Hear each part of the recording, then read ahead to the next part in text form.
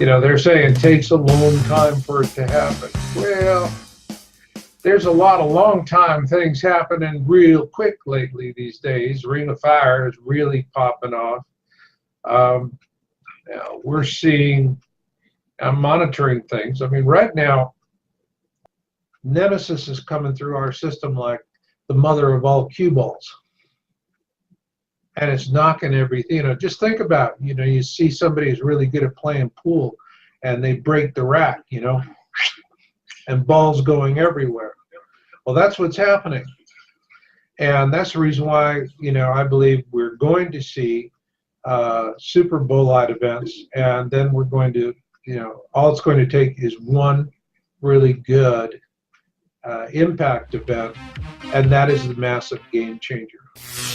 Looking out into the vastness of the universe, the greatest mystery is right here, right under our feet. The ultimate aim of all science, to penetrate the unknown. These are the stories that will make you say, what the fuck? The last thing I did was in my science video in last year, and in that what I'm doing is I am forecasting that we are going to have a super bolide event first quarter of this year. And the interesting thing is that I just got in the data for December, and man, it just keeps, you know, the bad news just keeps coming. The data that we saw was through the month of November, and everything is just upticking. It has been for the last 3 years. Actually, what we show, if you, the video is signs number 13, meteor warning for first quarter 2017. And so what I really wanted to do with this was, I like to give people news they can use, and as opposed to straight validation reporting. And what I call validation reporting is, look, look at this, look at that, look at this, look at that, look at this, look at that, look at this, look at that, look at that, look at this, look at this, look at that, and it goes on and on. And you know what I mean? It's like, it's almost like a Facebook addiction. And you know, now they're finding out that people spend all day on Facebook wind up more depressed than not. So I'm going, hey, you know, if you know bad news is coming, why fixate on it? You know, I mean, Planet X to me is like Amtrak. It'll get here when it gets here, but it'll get here. Okay. And in the meantime, it's preparing yourself for what's going to come mentally, and being aware of key signs. And you know, what I do in the video is I actually, as I was looking at fireball and meteor reporting, the hard thing I think for a lot of people is if they're trying to self-educate themselves. You know, you look at the definitions, what is an asteroid, what is this, what is that? And like Harry Truman said about economists, if you took all these science sites and laid them end to end, they'd point in every direction. And so what I decided to do with this was not only present the statistical data about a impending super bolide event first quarter of this year, but I also wanted to give the viewers a lexicon of basic terminology so that they could, when they're going through news reports, they could sort through the things that they need to red flag and things that are not a huge concern. And when we're talking about shooting stars, fireballs, bolides, super bolides, the event that occurred over Russia, and actually I talk about this extensively in my video. And again, for your listeners, and that's signs number 13, meteor warning for first quarter 2017. A super bolide is different from a bolide. Bolides, whether it's a regular bolide or a super bolide, are differed from fireballs because a bolide will have a detonation event. And a super bolide is one that is going to have, once it gets from, you know, a bolide is going to detonate, you'll see it. But if a super bolide detonates, you're going to have shock wave, sound, bright flash, and so forth. Now, the Chelyabinsk, which happened in February 15th, 2013, was a super bolide event. And when it detonated over Chelyabinsk, or actually it detonated beyond Chelyabinsk over an unpopulated region, which was fortunate for them because it was what I call a 30-30 event. It released as much energy as 30 Hiroshima atomic bombs, and when it detonated, it was momentarily 30 times brighter than the sun. 1,500 people were injured primarily from flying glass. They were standing at their windows looking at this, and the shock wave blew the glass into their face.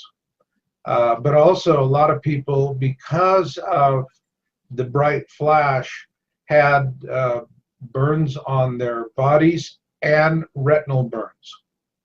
And so out of 1,500 people, you really got to wonder how many people were actually blinded in one or both eyes during this event. And so that is a particular concern. And that's the thing I'm worried about, is that in the first quarter of this year, the statistical trend data is indicating that we're at a high risk of another super bolide event. Now, Chelyabinsk did not happen directly over a city. But imagine if a Chelyabinsk meteor, which was 17 meters in diameter, okay, so this thing was a pretty good sized rock. And let's imagine you have a 17-meter wide super bolide detonating directly above New York, London, Paris, Rome. Now you're going to have a whole nother kind of disaster scenario, one where there could be substantial and major loss of life. Yeah. And what we did was we've been tracking trends, and we started this with an article that we wrote back in 2015. J.P. Jones did it, and because we were following the work of another Planet X researcher who was trying to figure out the calendaring mix-up, because when people follow Zecharia Sitchin's 3,600-year orbit, they seem to, you know, they can't get the dots to connect. And then what happened is, you know, we were reading the book, The Lost Book of Enki by Sitchin, which is the autobiography of Lord Enki of the Anunnaki, who is the creator of our species. If you read the book, it literally says we came from the man's loins. And, you know, not because he was a particularly noble guy, he would just look at Earth girls and say, I want to get me some of that. And boom, here we are. And if you read that, it reads more like Game of Thrones with horny aliens and spaceships. And still the same, though, in there it says that the very first calendar ever created for our planet was created by Lord Enki, and it was a lunar calendar. And it had 2 seasons, summer and winter. And so when you look back historically, lunar calendars are the predominant way of measuring time. And the Gregorian calendar that we use today is really a political mashup invented by the church. And that's the reason why we have leap years and we got to recalculate. And, you know, holidays don't fall on the same days and things like that, because it's a mishmash calendar. However, when we went back and we said, okay, 3,600 Gregorian years or 3,600 lunar years, and because Sitchin was translating the Sumerian text, we said lunar years, and the minute we did that, correlated it with Gregorian calendar, then all of a sudden events just snapped into place. Click, click, click, click, click. But at the same time, we began wondering, well, since we're doing this calendar stuff, lunar versus Gregorian, what about Mayan calendar? Because that's the most precise calendar ever created by man. And I can remember, back in the lead up to 2012, and there was all the hullabaloo about, like the movies, golly gee, all the cable programs, 2012 programs. And I even, back in August of 2012, I was interviewed by National Geographic, and the producer asked me, he said, do you see a direct correlation between December 21, 2012 and Planet X? And at the time I said, no, I don't see any correlation. And then he said, well, what are you going to be doing on December 21, 2012? And I said, well, I'm going to make coffee. And I take my coffee real seriously. And so he didn't like either of those answers, and I didn't get that big of a piece on the eventual production. But in retrospect, when I said there was no correlation between Planet X and the Mayan calendar, I was absolutely wrong for the right reasons. Reason why I said I didn't see a correlation was there was no data to substantiate that. I don't, interpreting the Bible or talking to Zeta aliens or whatever. I mean, who can duplicate those methods? I always like to find things that my audience can say, fine, I'm going to take what Mashall says and I'm going to vet it. I'm going to go back to his source and see how he came to his conclusions. And that's more the scientific method. And that's a personal hot button for me, because I did work in Y2K mitigation in the 90s, and I can tell you Y2K was a Titanic didn't hit the berg. And if they had actually revealed what the real crisis was all about, that insiders like me knew, I was doing Y2K stuff for Hewlett Packard, it would have crashed the stock market. And then you have guys like Bill O'Reilly off with their heads. And I hate that kind of mockery after a non-event. The thing here is that our planet is not responding directly to Nemesis. Our planet is responding to our sun, which in turn is responding to Nemesis. And it has been for some time.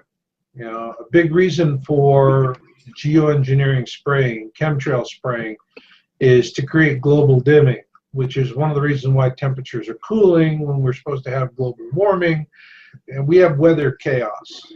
All right. All things being equal, we would be warmer right now all across the planet. And the geoengineering spraying, which is loading up the atmosphere with aluminum, is reflecting light back into space, and this is becoming a problem for astronomers as well. This is distorting their view of the skies. By 2013 or 2030, at the current rate, half of all infants born will be autistic. Autism rates are just skyrocketing because of the aluminum. So we're already in a very, very severe struggle. And we have this, essentially, it's untried terraforming. Or they're just terraforming the planet. And this is a huge experiment. And, and we're going to die. We're suffering as a result of it. People are dying from this because all these just massive amounts of chemicals are spraying into the sky. And, the interesting thing I find about it is that you can look up see what they're doing. And how many people really look up? And how many of them want to believe what they're saying? Very few. Very, very few. You know, you ask most people, look up when you see a chemtrail jet passing overhead spraying, you go, that's chemtrail. And they go, what? And they shrug it and go on their way, you know. So we are already being affected. We don't understand it because the media is very good at suppressing things. There are massive crop failures happening right now worldwide. But as long as we can go into Costco and the shelves are full, who cares? You know, it's a moot point. You know, on the other hand, there will come a point when, in my mind, I can see people wheeling carts up and down the aisles at Costco and somebody screaming, "Oh my God, they're out of Tabasco! We're all going to die!" You know, and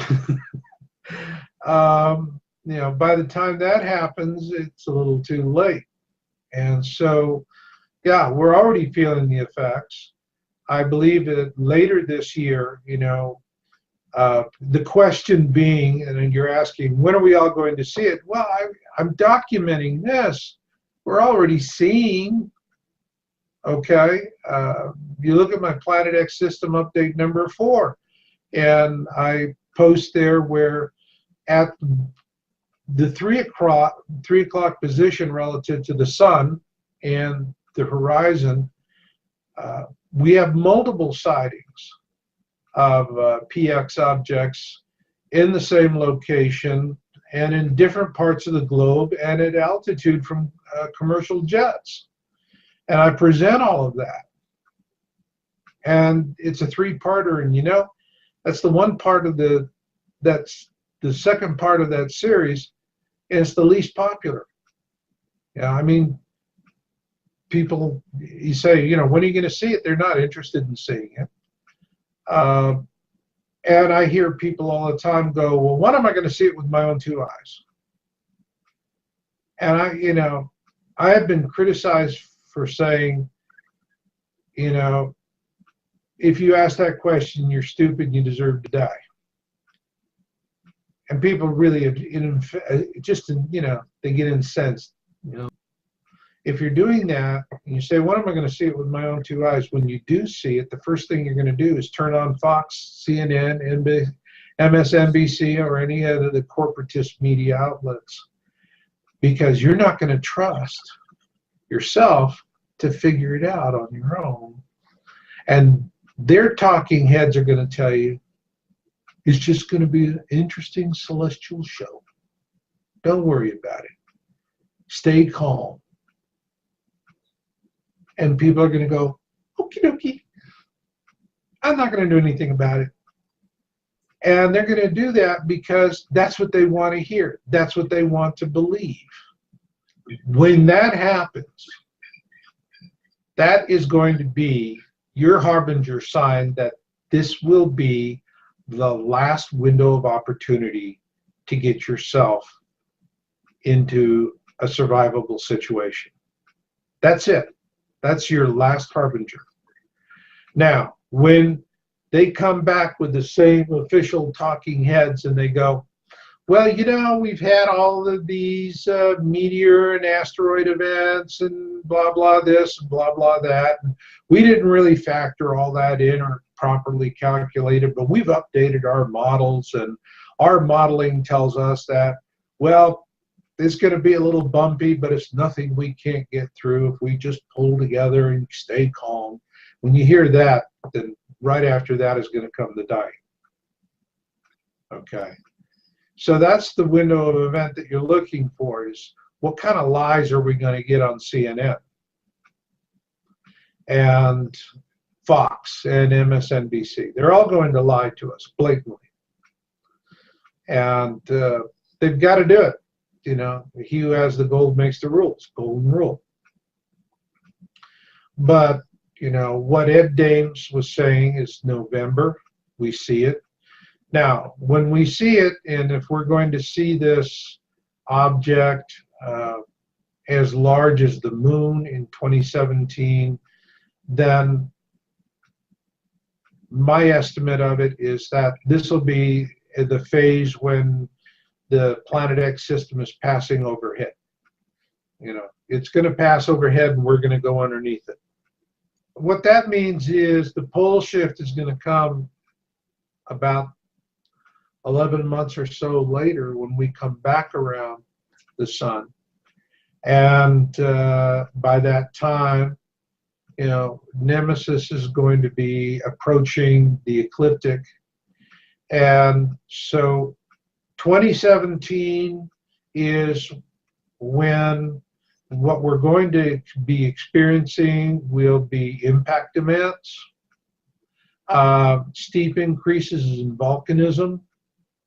You know, I think it's all eyes on Italy. This is when we're going to have more of a problem with, you know, we want to look at particularly around the Naples area. That's going to be telling. But we're going to have volcanoes going off. We're going to have ash in the air that's going to block air traffic. When you see the on the Pacific Rim, the western edge along the you know, those states in that area, and we're already seeing ash plumes that are closing air traffic. That's already happening right now. It's going to be a sufficient uptick that it is going to affect the world economy. A lot of people don't recall, but on 3/11, when the earthquake and tsunami that resulted in the Fukushima incident happened, you know, the country had to shut down its JIT factories, just-in-time manufacturing. And so consequently, other production lines around the world were not able to receive the components they needed to build what they needed, so they had to shut down. So there was a global consequence because we manufacture products a little bit here, a little bit there, and we snap them together, and it's, you know, this is really what I call a jumbo jet manufacturing world. You have these big 747 cargo liners, and that's it. Load them up, and they haul off and take the parts over, and it cost justifies. And that is going to shut down because of air traffic. Another aspect of that is the balance of power in that region of the world is going to shift completely away from the United States in favor of China, because our military presence there, we project power through naval aviation and land-based bombers, and jet engines and volcanic ash do not live well together. So you cannot operate. That's it. That ash will just tear up the engines. And on the other hand, the Chinese military, their principal naval model is based on the Soviet model, which relies more on submarines and missile cruisers. And these war, you know, this war strategy is invulnerable to the ash. I mean, these ships can, you know, have no problem moving through the ash, and rockets have no problem moving through the ash, ballistic missiles, and so forth.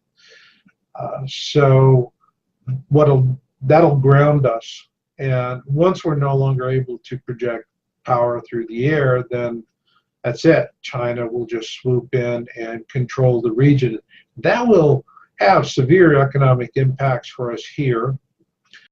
Shopping at Walmart is not going to be such a wonderful experience anymore.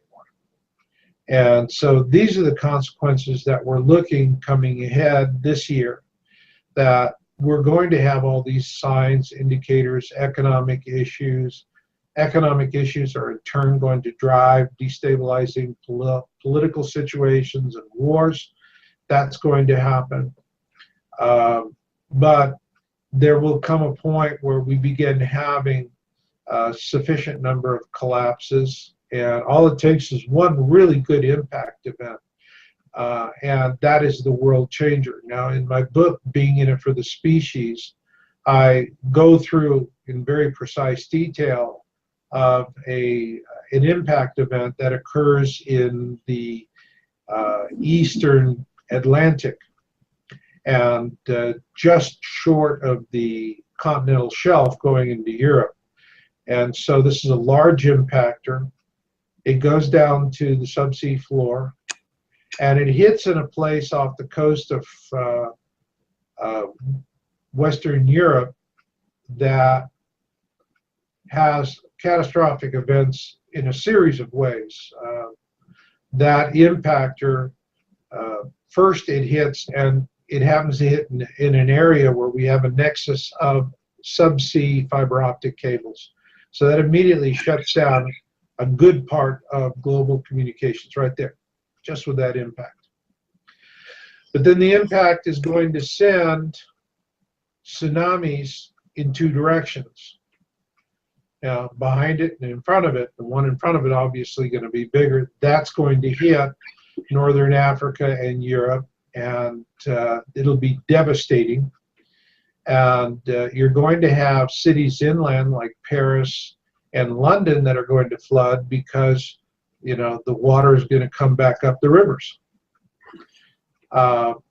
Meanwhile, you're going to have all the ejecta that's going to be falling as far east as Germany, and that's going to be causing innumerable fires and problems. Then you're going to have the rearward tsunami that hits the east coast of the United States from Newfoundland down, and that is going to be a 1-2 punch, actually, because that impact event in that area is going to La Cumbre de Vija, the volcano and on Las Palmas, and the western flank of that volcano back during World War II separated, and so it's really primed for a slide. The flank would slide into the ocean.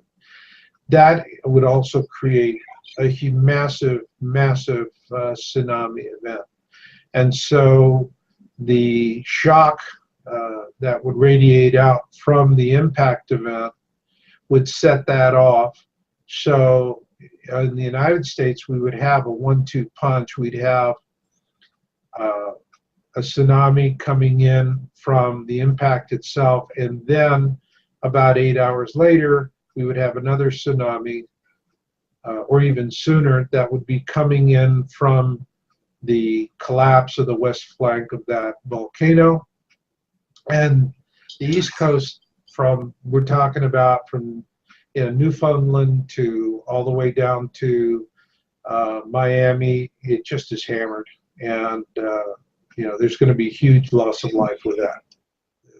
The event that is going to let us know that we're on that catastrophic timeline will be what I call the winter of ash, because there's going to be so much ash in the sky, it's going to dim the skies, and it's going to, you know, give us cold weather. It's going to ground aircraft.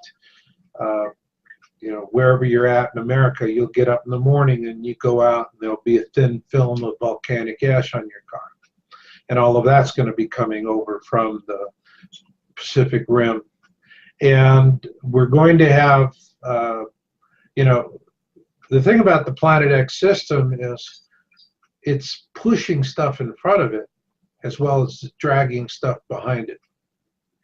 And one of the things that I explain in my video programs is that you have objects in space, you have asteroids in space that are in benign orbits, okay? Nowhere, you know, no way, no how are they going to cross the Earth. I mean, there's no problem.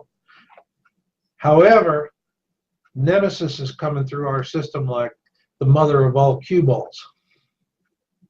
And it's knocking everything, you know, just think about, you know, you see somebody who's really good at playing pool and they break the rack, you know, and balls going everywhere. Well, that's what's happening.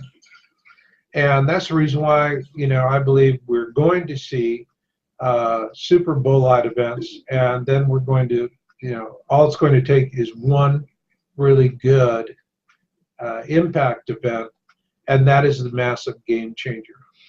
People are going to, you know, they're going to sit and they're going to say, when am I going to see it with my own two eyes?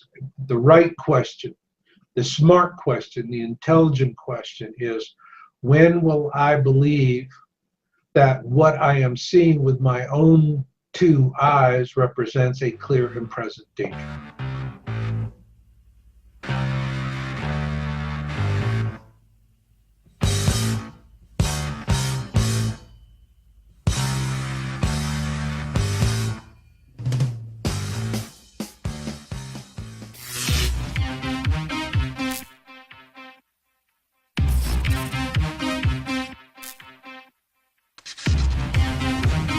One.